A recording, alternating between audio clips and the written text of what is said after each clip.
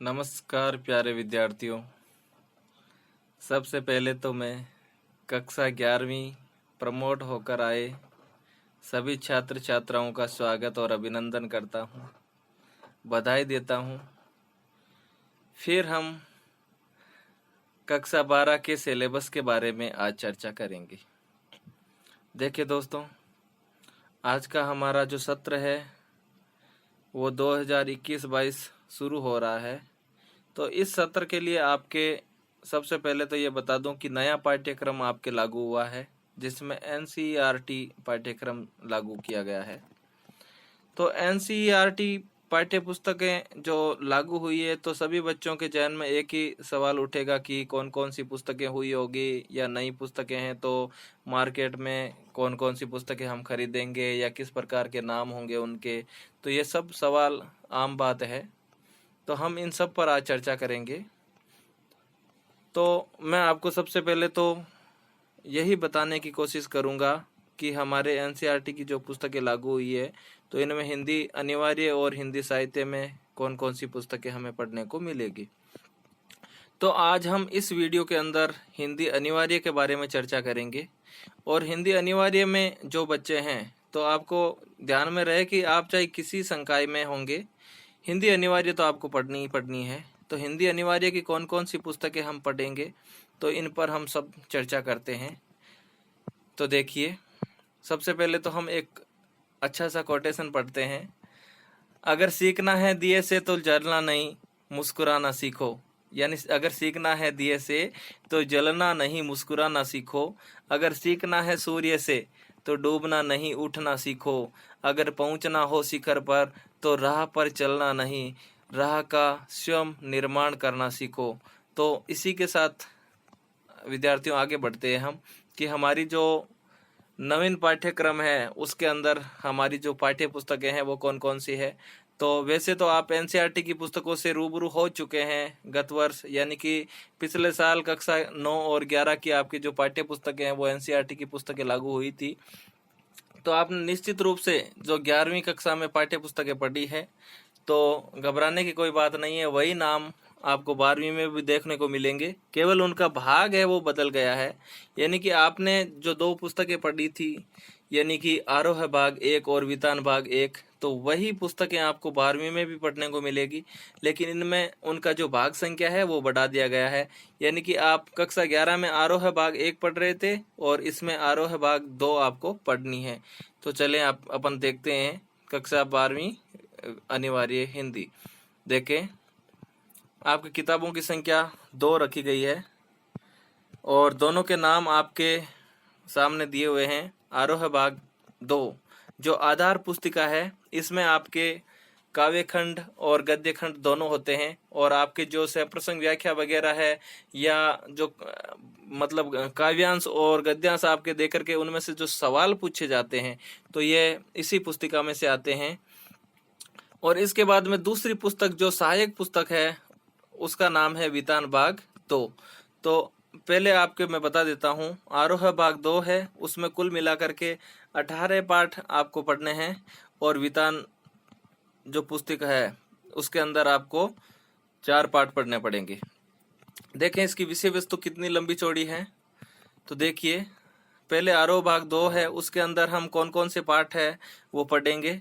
तो पहले हम काव्य खंड पर चर्चा करते हैं। देखें, काव्य खंड में आपके जो पहला ही पाठ दे रखा है वो हरिवंश राय बच्चन जी का दिया हुआ है। इसमें आपको उनकी 2 कविताएं पढ़नी है।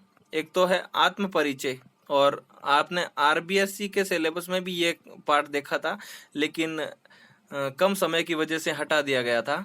तो देखिए, आत्म परिचय और एक गीत, तो ये 2 कविताएं उनकी आपके दी हुई है। इसके बाद में आपके काव्य खंड में दूसरा पाठ है आलोक धनवाची द्वारा लिखित पतंग कविता।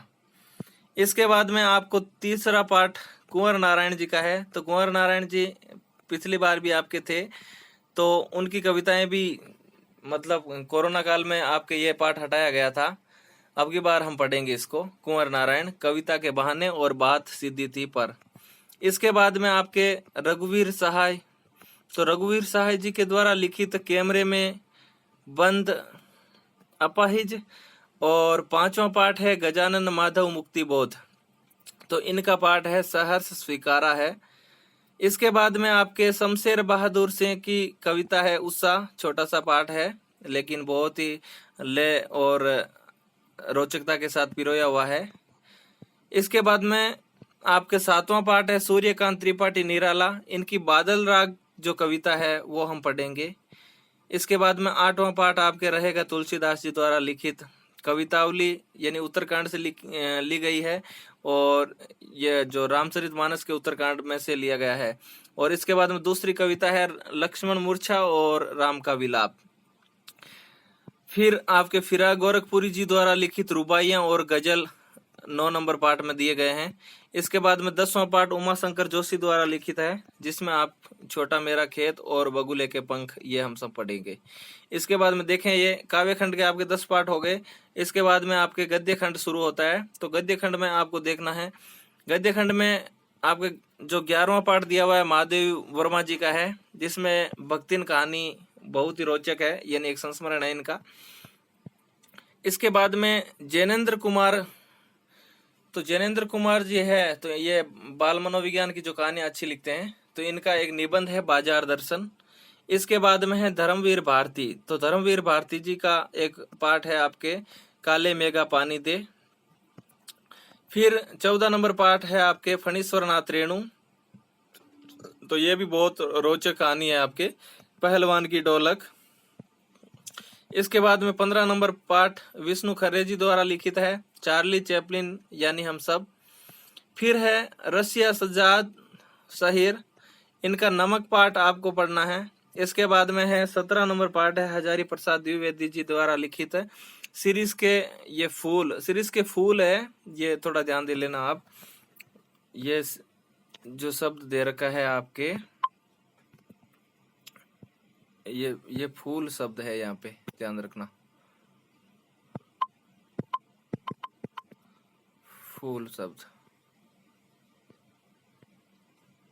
सीरीज के फूल।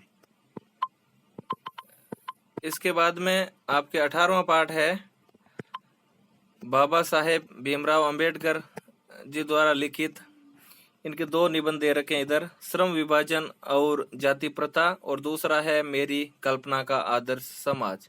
इसके बाद में हम वितान भाग 2 जो पुस्तक है, जो सहायक पुस्तक है या पूरक पुस्तक है, तो इसमें आपके 4 पाठ दे रखे हैं। सिल्वर वेडिंग, ये सिल्वर वेडिंग है वो मनोहर श्याम जोशी द्वारा लिखित है। इसके बाद में आनंद यादव के द्वारा लिखित जूझ पाठ है वो हम पढ़ेंगे, यानी द्रुत गति से पढ़े जाने वाले जो पाठ है वो इसके अंदर दिए गए हैं।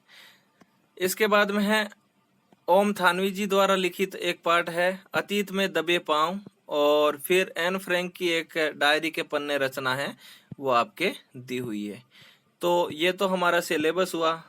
तो इसका मतलब यही था कि भाई विद्यार्थियों को पुस्तकें खरीदनी है तो मार्केट में ज़्यादा घूमना नहीं पड़े और पुस्तकों के नाम आपके सामने रहे और पाठों की संख्या और पाठों के नाम भी आपके सामने रहे। इसके बाद में देखें अगले वीडियो में हम पहला पाठ शुरू करेंगे काव्यखंड का, हरिवंश राय बच्चन जी द्वारा लिखित। तो इनमें उनका जो आत्म परिचय पाठ है, तो आत्म परिचय पाठ हम पढ़ेंगे। तो इसके अंदर मैं आपको बता देता हूँ कि आत्म जो परिचय पाठ है इसके अंदर क्या दिया हुआ है। तो ये जो कविता